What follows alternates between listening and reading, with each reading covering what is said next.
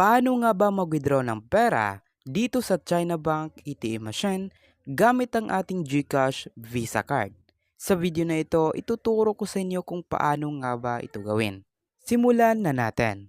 Una ay hanapin lang natin ang butas ng ATM machine. Ito yon. At pagkatapos ay ipasok lang natin ang ating ATM card. At ang tamang pagpasok, ito dapat ang chip ang nasa una.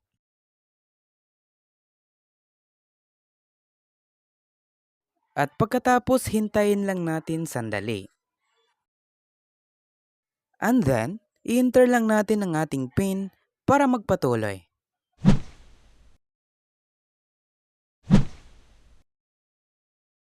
At dahil magwi-withdraw tayo, pindutin lang natin tong Get Cash. Pindutin lang natin tong Yes para magpatuloy dahil unable to issue receipt yung machine nila.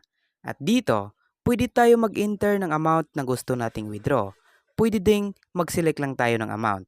Ito, for example, 500 pesos.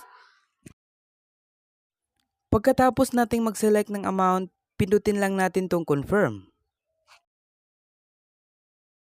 At pindutin lang natin tong savings.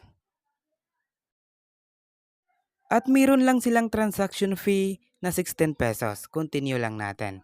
So ayun, our transaction is being processed. Pagkatapos niyan, kunin lang natin ang ating Visa card dito sa baba at ang pera. So maraming salamat sa inyong panonood.